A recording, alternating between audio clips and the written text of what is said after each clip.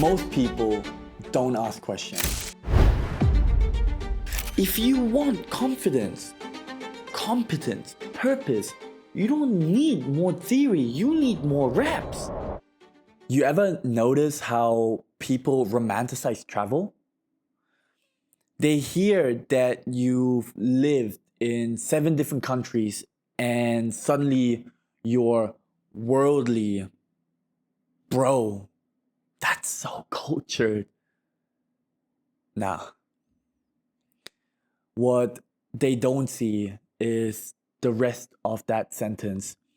They don't see the 9-year-old version of you holding on tight to that suitcase and leaving your own identity.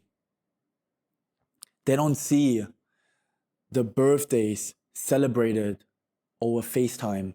They don't see you sitting in a classroom, not understanding a single word and pretending you're okay. You know what they see? A passport full of stamps, but never once do they ask what got stamped out of you. Let me take you back, all the way back. Germany, 2002, in a city called Erfurt.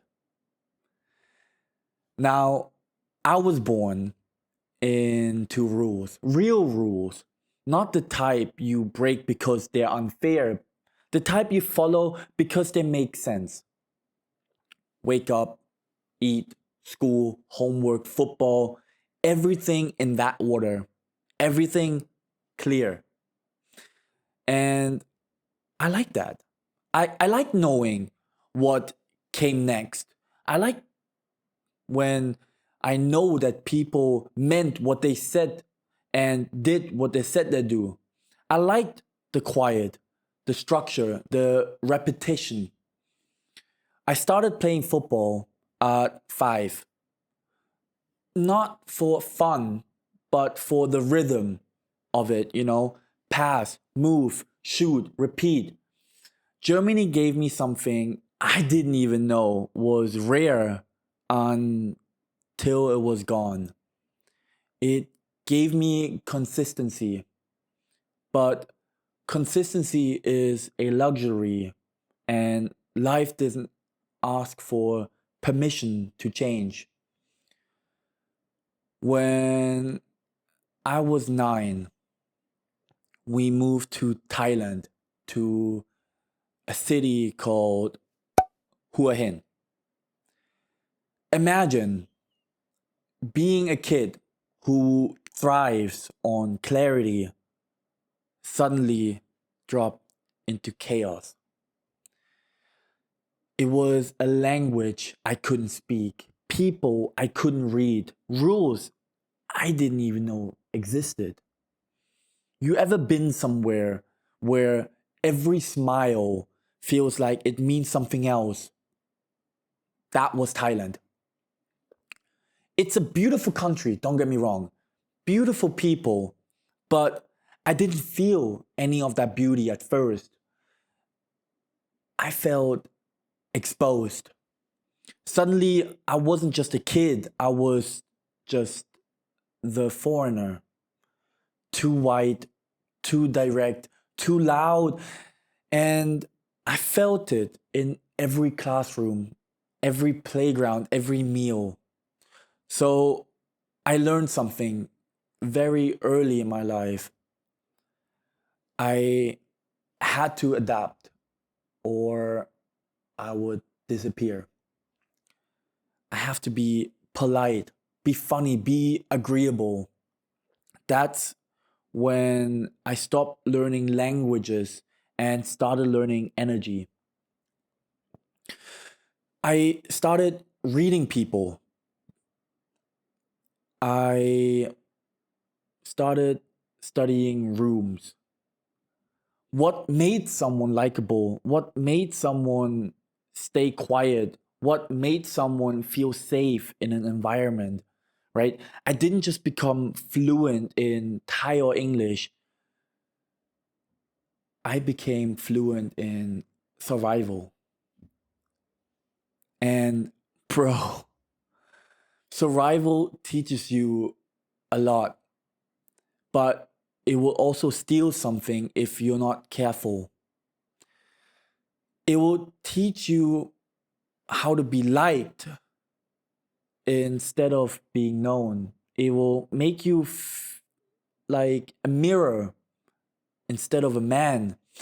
Germany gave me structure. Thailand made me slippery.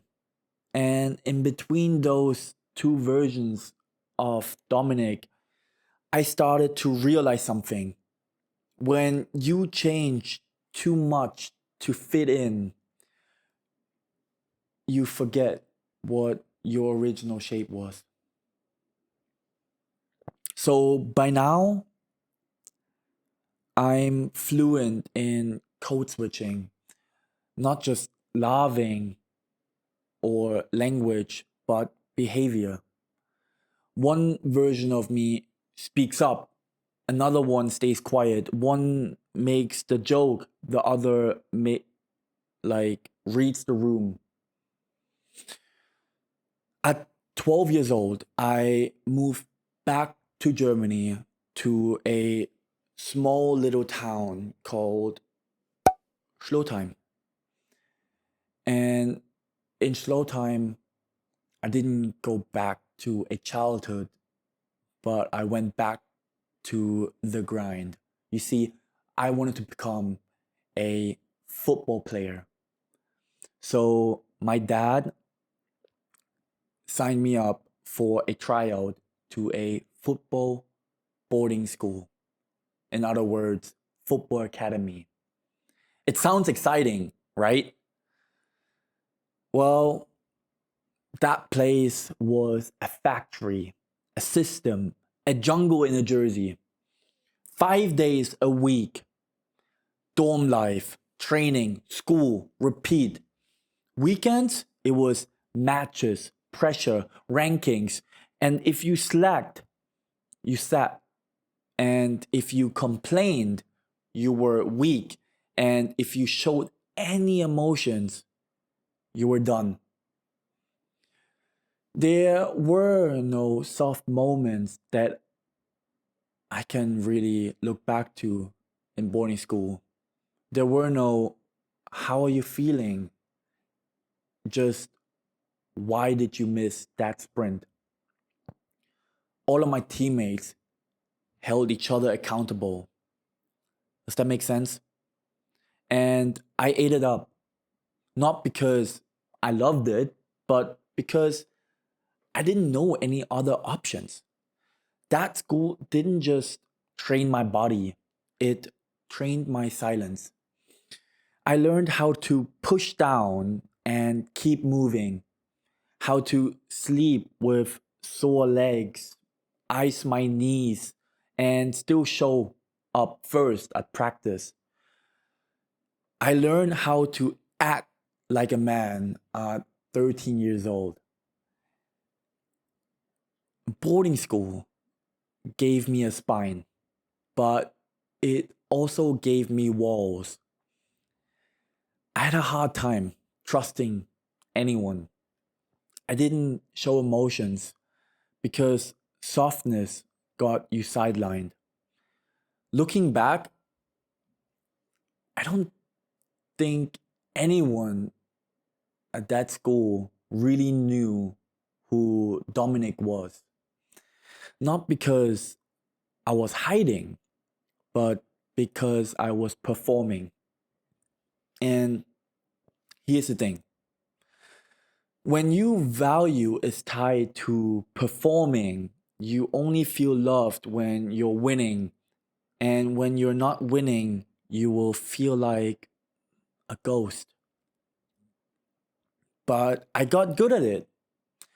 Good at looking strong, good at showing up, good at holding everything down and calling it discipline. And then when I thought I had it all figured out, boom, I had a knee injury and I wanted to stop. But life had other plans. The US was the next stop. After Germany, I didn't go home to Thailand. I went straight to the States. To be precise, I went to Ohio, to a city called Springboro. The US gave me something no other place had. It gave me a second family. It makes me so happy just thinking about it.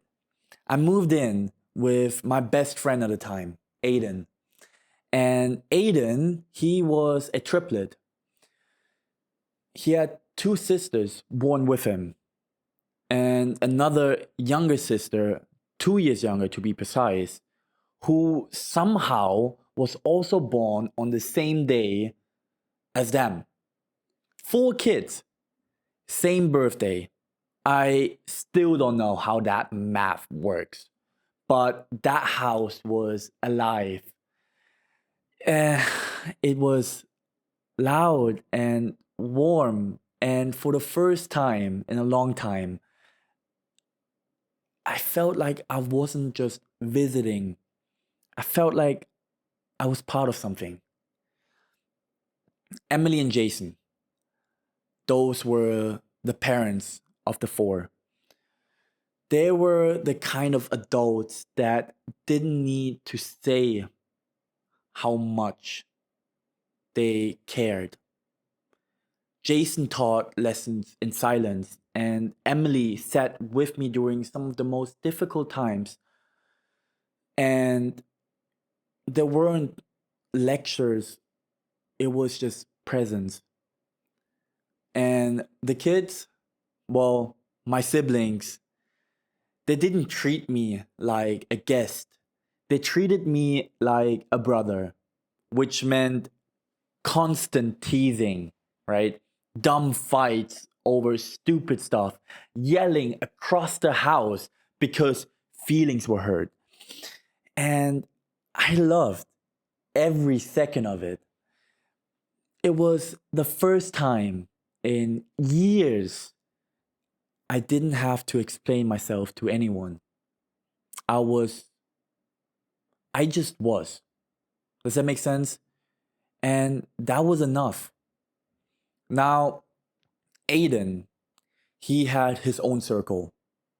And when I showed up, he kind of drifted back into his old group, which I get, right? It hurt a little at the time, but I understand now. So I had to go out and make my own friends. And man, those friends, still some of the best people I've ever met. They didn't know my past. They didn't care where I was from.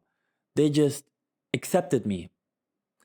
They laughed with me, invited me out, made me feel like I belonged. To this day, I miss them. I truly, truly do.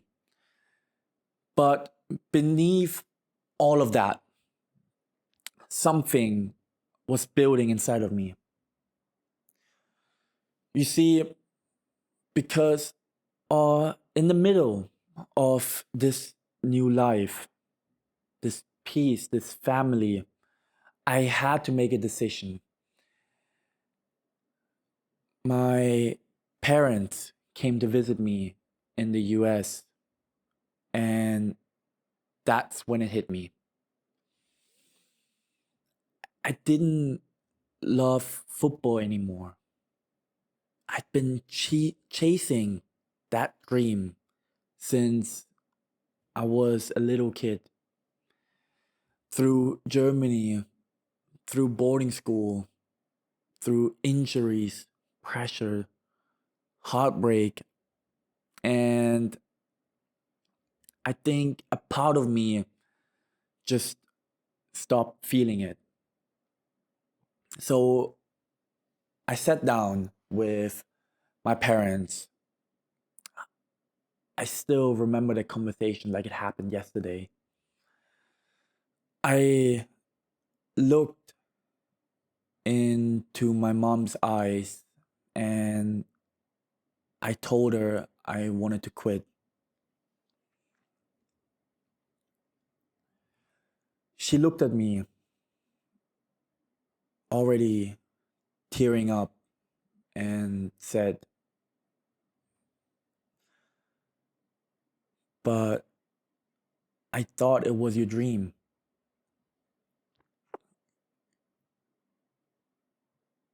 And I just sat there,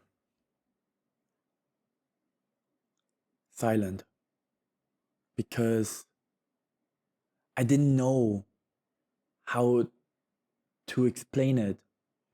That I thought it was too. That I didn't want to disappoint her in that. That I didn't want it to admit that I had changed. What you have to understand is my mom had given up so much for that dream. She stayed in Thailand while I was out in the world chasing this thing we both believed in for 5 years. All we had was phone calls where I'd cry because I missed her and dad, calls where I'd tell her how training was, how the match went, how I felt like I was almost there. And now telling her that I wanted to quit, that I wanted out, I remember the tears on her face.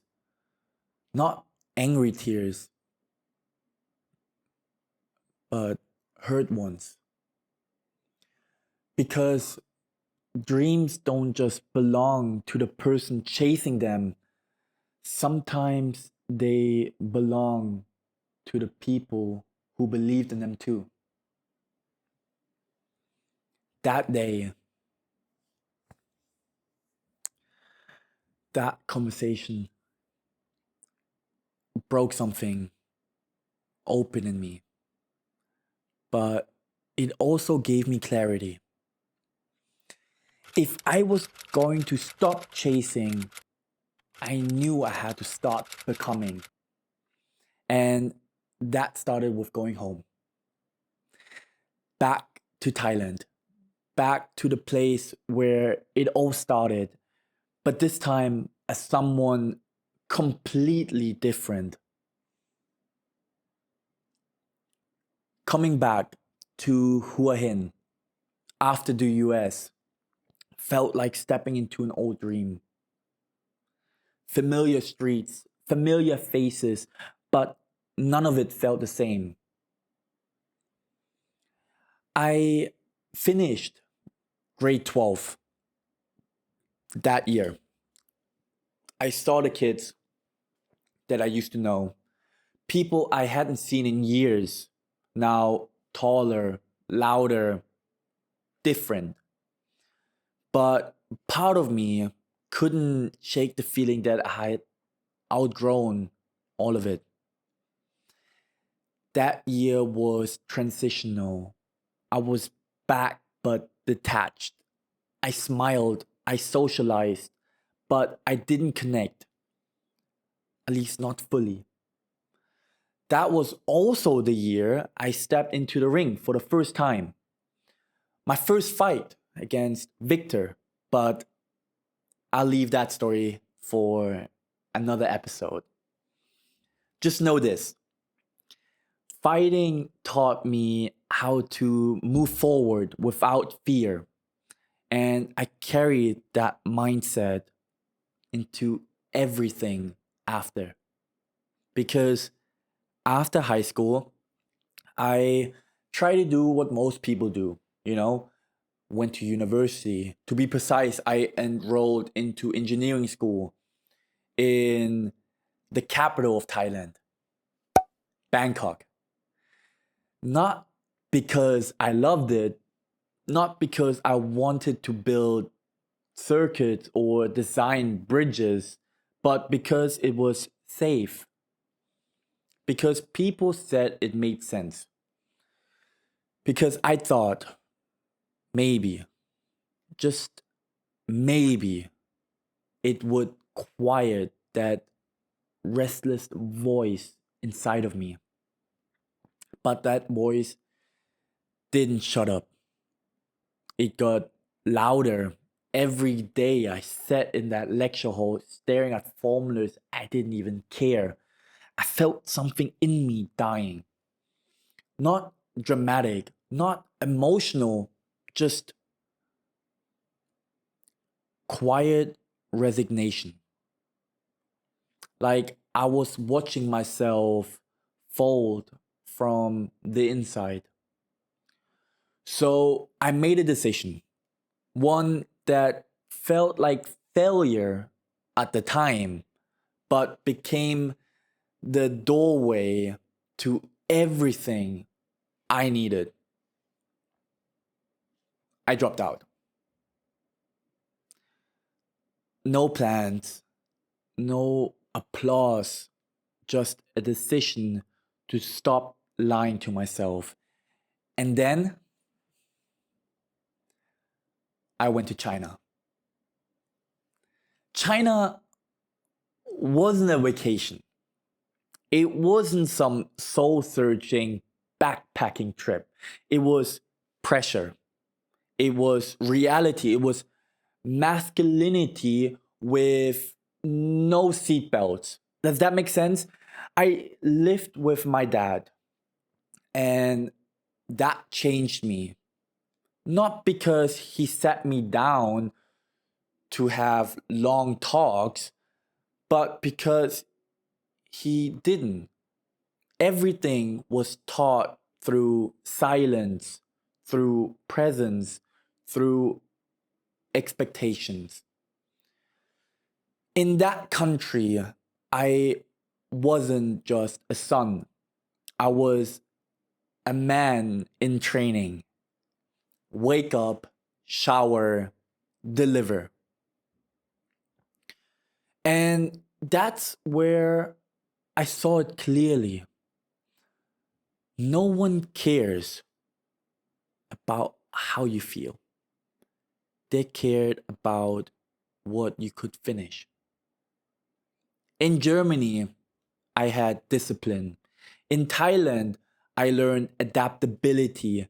But in China, I learned how to function. It was cold. It was intense. It was exactly what I needed. And when the pressure reached its peak, I left and headed for the ocean. After China, I didn't go back to Thailand, at least not yet. I needed something different, something raw, something real. So I went sailing. 2 months with my ex girlfriend and her dad on a boat through the Mediterranean Sea. Yeah, I know. You heard that right. We started in Montenegro. And, bro, if you've never been there, it's unreal. Mountains that rise straight out of the sea. Air so clear it almost stings. It felt like a secret the world hadn't yet discovered. From there, we set sail to the heel of Italy. It took us 2 days. 2 whole days on open sea. No land, just water. There was no noise, no Wi Fi, just the sky, and around you, just nothing. And dolphins swimming right beside you. I'm not gonna lie, that part was surreal. Man, when I woke up in the morning and I saw those dolphins just swimming right beside us, it felt like a dream. It was scary and beautiful at the same time. Because when you're out there with no distractions, the silence, it echoes and it hits you. You can't run from yourself when there's nowhere to run. The south of Italy, it was a different level. People dressed like walking art, espressos that was a different level of an experience. And the food, man, don't get me started on the food. Like, for real, if you went to a gas station and bought pasta, it was just great. Like, insane. And then afterwards, after the heel, right, we went to Sicily and Sardinia. Bro, both were magnificent. Their own vibe. History in the stones, magic in the air. You could feel the stories of these two islands in the streets that you walked along. And then we got to Mallorca. And yeah, it lived up to the hype.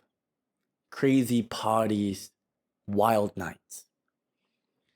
But it wasn't all romantic. We actually got lost at sea once. We ran out of gas. There was no wind and no signal. We just drifted for hours. Eventually, we had to call the Italian Navy. Let me repeat that. We had to call the Italian Navy. And when they showed up, I realized how small we really are. And honestly, that moment taught me more than any self help book ever could. Because life doesn't care if you've got a plan. Sometimes you'll drift. And you better learn to stay calm until help shows up. That trip, it wasn't just a vacation, it was a mirror. Being on that boat, surrounded by water, silence, beauty, fear, it pulled something out of me. I stopped performing. I started observing. And I noticed something about myself. I'd been so busy adopting that I never took time to just be. After Mallorca, I flew back to Germany to see family and friends. Short stop, just to ground myself. But I knew what was next. Thailand again. Except this time, I wasn't just coming back. I was being sandboxed on the island called Phuket. If you don't know what sandbox is, it's basically quarantine but on an island. You could leave your hotel, meet people, walk around, but you couldn't leave the island. You were basically trapped in paradise. And weirdly, it was exactly what I needed because the people I met during that time, they weren't just vacation friends, they were solid. I still talk to some of them to this day. That period taught me that even when life restricts your movement, it can still expand your relationships. You just have to show up. And after Phuket, I moved to Bangkok, started university again. This time, though, I studied business management. First year,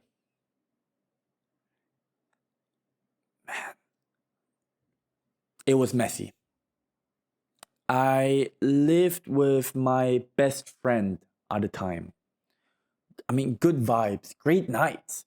But if I'm being honest, that year I was lost, partying, drifting, going through the motions like a student on autopilot. I wasn't building anything, I was just stalling. Then came Australia. 2 months during my summer break between year one and year two. Work and travel. Well, more work than travel because I only stayed in one city. That city was Sydney. And in city, I just grinded. It was calm. It was clean. It was peaceful. But I didn't feel at home. That's when I knew I'm not made to wander. I'm made to build. So I came back to Bangkok, and this time I was different. Second year came around, and everything shifted. My friend and I, we drifted apart. No beef, just different directions in life. But that space, that's what gave me discipline. That's when I picked up boxing again. Not just for fun, for focus, for control, for clarity. I would wake up, train, study, eat, train again, 6 days a week, ice baths, early runs. Discipline wasn't a punishment, it was structure. And I needed it that time. I needed it a lot. Yeah. I didn't care about clubs anymore. I cared about silence. I cared about power, but not the loud kind, the internal kind. Then, third year hit, and something in me flipped. I wasn't just going to classes, I was thinking business. I was seeing opportunity in every conversation that I had. I started thinking long term, legacy, ownership, leverage. And now, well, now, fourth year just started. I think by the time you're hearing this, I'm already in my fourth year. The final stretch. No more drifting, no more distractions, just execution. Because now I know what I want. And now I know what I'm capable of. For the first time in a long time, I'm not trying to adapt to the world. I'm shaping my place in it. I've spent 14 years changing rooms, changing countries, changing versions of myself. I've lived in systems where rules were sacred. I've lived in homes that weren't mine but felt like they could have been. I've lived with strangers who became family and with family who sometimes felt like strangers. I've lived alone in apartments where the silence was so loud it echoed in my head. And through all of it, I adapted, I performed, I kept moving. But movement isn't the same as growth. And fitting in isn't the same as belonging. There's movement in every man's life. And there will be a moment where he has to stop and ask, who am I when no one is watching? When I'm not performing, not adjusting, not proving? For me, that moment didn't come in Germany, it didn't come in Australia, it didn't come in the US or China, it didn't even come out on the sea. It came later in Bangkok, alone, no distractions, no scripts. And I realized something.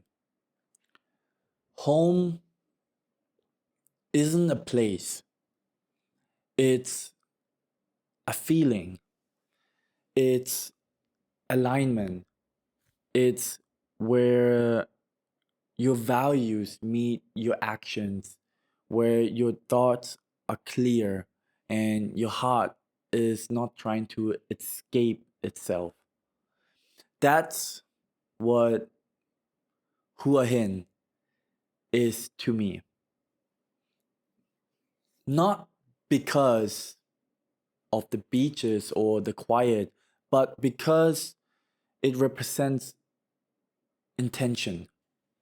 A place where I'm not performing, not impressing, not adjusting, just building with clarity, with faith, and with purpose. So here's what I want you to do this week. No journaling fluff, no 10-step worksheet, just one question. Where do you feel most like yourself? Not where you're most liked, not where you're most seen, where you're most honest. That's your starting point. Don't scroll past it. Don't numb it out. If you've been moving a lot lately, emotionally, mentally, spiritually, physically, ask yourself if you're actually going somewhere, or you're just trying not to be still. And if you have found that place, stay long enough to build. Because when you finally plant roots, you stop performing and you start becoming. This was episode 2. This was me. And if you're still here, then maybe you're someone who's tired of drifting as well. We've got so much more to talk about, more to face, more to build. But for now, I hope things are a little clearer now.